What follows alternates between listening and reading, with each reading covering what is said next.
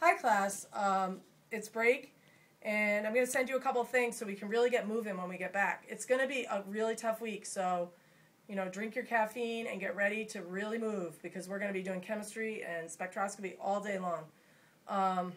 Very, very busy, and you're going to need those binders of yours, so bring your binders. What we want to move through very quickly is conformational analysis. So on your own, you should really go over the notes that I gave you right before break on the conformational analysis of straight chains. What I'm going to go over now is basically our lecture for Monday.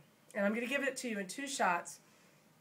And what I want you to do is kind of go through this so we can get through it fairly quickly. And then I'm probably going to give you notes on the beginning of acids and bases so we can get kind of caught up because we're a little bit behind right now. Generally, people are very upset about that exam, but frankly, the exams are pretty good. They're one of the better sets I've seen for the first exam, so we're doing something right. Some of you may need to come and see me and work on a few things, but basically I think most people, you know what you're doing studying. So I wouldn't get too alarmed. Sometimes people don't do the last problem. It's not the end of the world. Okay, so just take a deep breath. All right, so what I'm going to talk about now are energies. And the first thing I want to talk about, so the broad topic here is, can you still see me? Mm-hmm. The broad topic here is the conformational analysis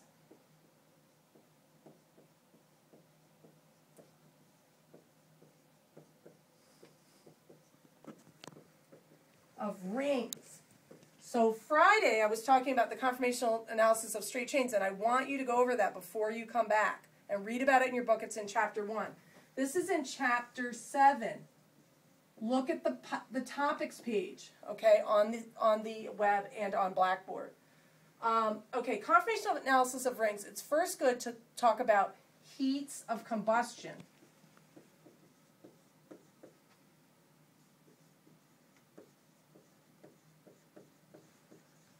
Okay, what is a heat of combustion? A heat of combustion is when you take a compound and burn it and essentially measure the energy that is released. You take some kind of hydrocarbon perhaps, put it in the presence of oxygen, burn it. This is the reaction that goes on in your car, and it will produce carbon dioxide and water, okay? And of course the steam that's produced and the gases that are produced from this process drive the pistons in your car. So, and I'm not an expert on cars, but that's roughly how it works. Okay, so, heats of combustion are kind of useful because they tell you about the energy held in a molecule, okay, or the potential energy of a molecule. So we're going to look at 2 heats of combustion. This is the heat of combustion of butane. These are just models. I have no purpose in presenting these to you except to give you an idea about how heat of combustion works. So this is for butane. If I take butane, I add oxygen to it, a lot of heat. Okay, I'm going to make CO2 and water. As a typical organic chemist, I am not going to balance my equation. And what will happen is you will release, okay, 265.3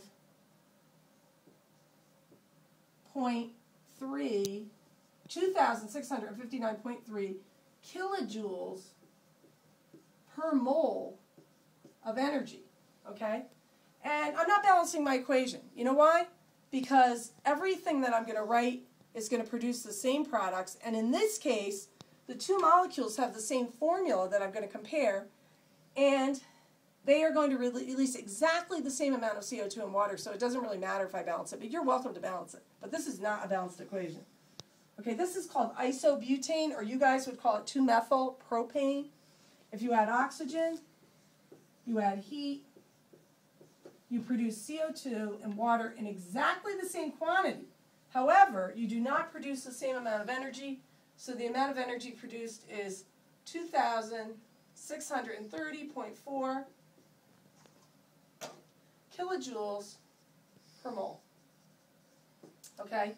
So that means if I have a mole of this, I will produce 2,630.4 kilojoules per mole. And as I've told you, I've been struggling with my conversion from kilocalories, which are much smaller numbers, to kilojoules, which are much larger numbers. Okay?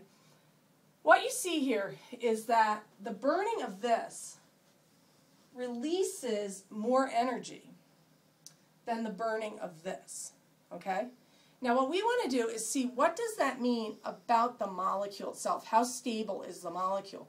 And to understand this, I'm going to put this on an energy diagram. And I want to make sure you understand, right, when you get a negative value, that means the reaction is exothermic and that it's giving off energy. So this is a downhill process. So I'm going to draw an energy diagram. I'm going to leave those numbers up for a second. Okay, heats of combustion. If I were to draw an energy diagram, this is what it would be like. I would have, where would butane be? So this is, and this is like delta H. These values, by the way, are delta H values. There are changes in enthalpy, okay, which you learned about in general chemistry. And this is reaction coordinate, which you've seen before, I hope. Just means like the progress of the reaction. So you have one molecule that's starting up pretty high and going low. And when it goes down, it's forming CO2 and water. And these are being given off as gases. And then you have another molecule that's starting a little bit lower, going through some transition state, and ending up at the exact same point. And that's why we're using these two molecules, because they're not like comparing apples and oranges. They produce, the products are at the same energy level. So which one is which? Which one's the high molecule and which one's the low one? Well, you have to realize this is delta H. This is the difference from here to here. So delta H is like from here to here. That's one delta H, and this is the other delta H, and they're both going to the same point. So the question is, which one is the high energy molecule and which one is the low one? Well, the high energy molecule is the one that has the higher delta H. So butane is starting off at a higher point than isobutane. I don't know if that makes any sense, because isobutane has a smaller delta H going to the exact same point. Now, why is this information useful to us? It's useful to us because it can give us some information about the relative stability of molecules. This is just an example. Now I'm going to start talking about ring systems, okay? And we're going to use this kind of data to talk about ring systems. How much time have I used, Clem? 7 minutes. Okay, good. I don't have to stop at 10, so don't panic, but I might go a little over 10, okay? Okay, let's talk about some ring systems. And so we're going to eventually talk about the conformational analysis of rings. So let's talk about cyclopropane, okay? Cyclopropane is a molecule that if you subject it to this reaction, let's bring this down a little lower. So we'll put delta H combustion up here. And the value is going to be per carbon. Because if we don't do this per carbon, we're going to be comparing apples and oranges. We don't want to compare a molecule that has 4 carbons with one with 3, because one with 4 is obviously going to give off more energy than one with 3. So our values are going to be per carbon. It's going to be like the delta H has been divided by the number of carbons. So the value per carbon, and that's not delta there, that is cyclopropane. The value that we calculated very carefully here, just before doing this, is 699.7 kilojoules, in the beautiful kilojoules per mole. Now your book will have it in both kilocalories and in kilojoules. Now again, this is per carbon. The energy for the whole molecule is times 3. Okay, what about cyclobutane? Cyclobutane is 688.8 kilojoules per mole. Okay. Cyclopropane is 663.6 kilojoules per mole. And you know, you guys, I love to memorize. I love to have everything memorized, but I'll tell you something. I still don't have these. I'm guilty of not knowing these kilojoule values yet. If anyone wonders, the conversion factor is simply 4.2. But I don't want to waste time calculating things. So eventually I'll know these. I'm very calibrated in kilocalories. All right, so what did I do? I wrote that up too high. Well, this is cyclopentane. Okay, and then where are we going to put poor old cyclohexane? I'll just write cyclohexane here. Cyclohexane, which most of you know by now, I hope, the structure, is 661.1 kilojoules per mole. Now, probably on Monday, I'll just give you this in kind of like note form so we can go through it very, very quickly. All right, so 699.7, 688.8, 663.6, 661.1. What conclusion do you draw from this? This is saying that per carbon, cyclohexane is the most stable. Per carbon. Not, now, again, to get the value for the whole molecule, you would take this and multiply it by 6.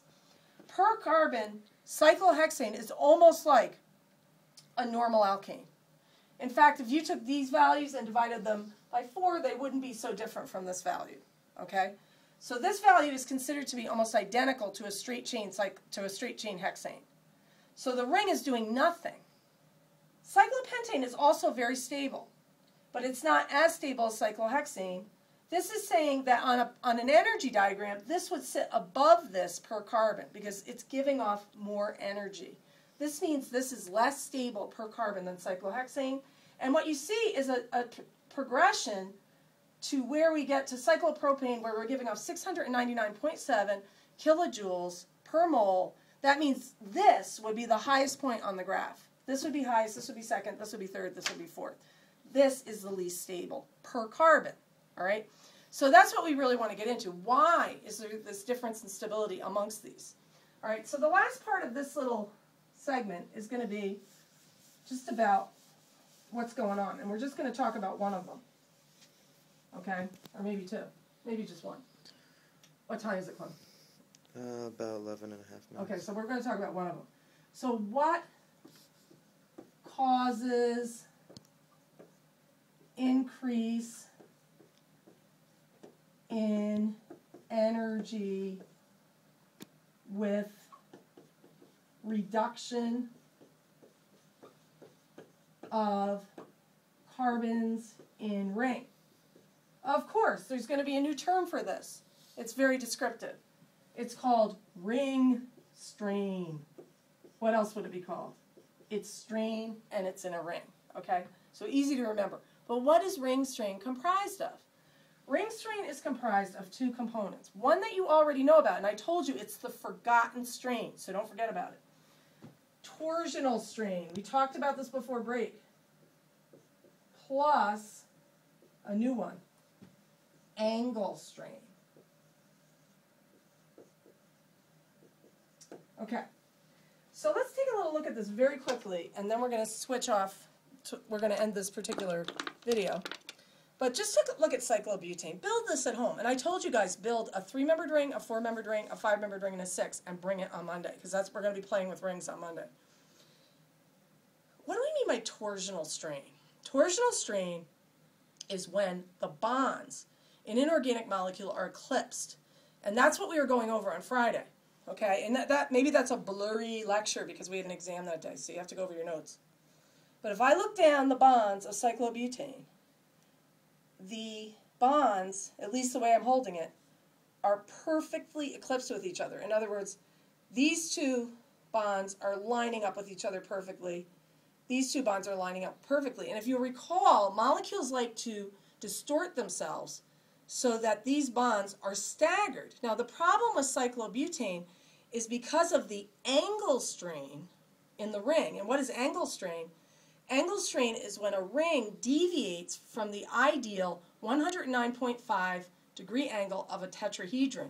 And of course, you would look at a ring like this and say, hey, I think the angles are 90, right? Because it's a square. So what does that do? That causes the inner bonds to be really compressed, and it causes strain in the ring, and it makes the ring much stiffer. So when you play with your model, you're going to find this is kind of stiff. So this has significant angle strain because its angles deviate from 109.5, so there's strain in the ring itself. It stiffens the ring and makes it less flexible, and because it's less flexible, it's harder for it to alleviate the torsional strain. Now, it does bend a little bit, but it can't perfectly alleviate that strain. Okay, so the next video is going to talk a little bit about moving these rings around. Okay, so go on to the next video, part 2 of this. Okay, thanks.